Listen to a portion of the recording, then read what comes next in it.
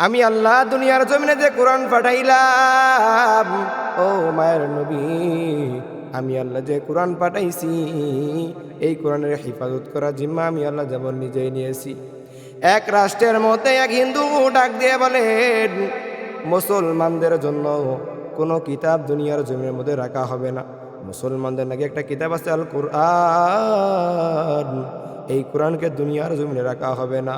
এক হিন্দুকে ডাক দিয়ে বলেন, হে হিন্দু, তুমি যাও সমস্ত মসজিদ মাদ্রাসার মধ্যে যতগুলো কোরআন পাইবা, এই কোরআনগুলো নিয়ে আসো, আমি আগুন জ্বালিয়ে দেব।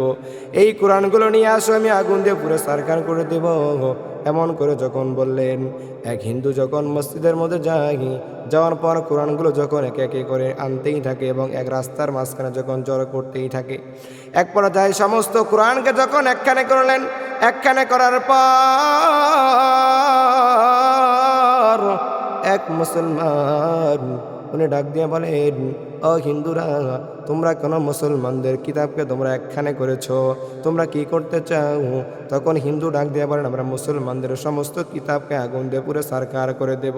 মুসলমান ডাক দিয়ে বলেন, হিন্দু ভাই, যদি মুসলমানদের কোরআনকে তুমি আগুন দিয়ে পুরো সারকার করে দাও, তারপরেও কি পারবা দুনিয়ার জমিন থেকে তুমি কোরআনকে ধ্বংস করে দিতে?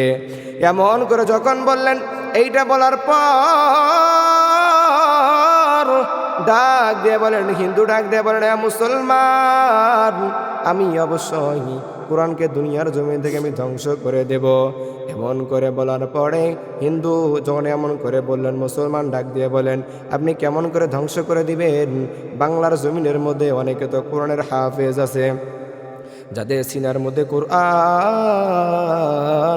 এই যে কোরআন, আপনি যখন কোরআনকে আগুন দিয়ে জ্বালিয়ে দিবেন, আবার দেখবেন অটোমেটিকলি তারা কোরআনকে পড়ে পড়ে আবার নতুন করে ছাপিয়ে ফেলবে।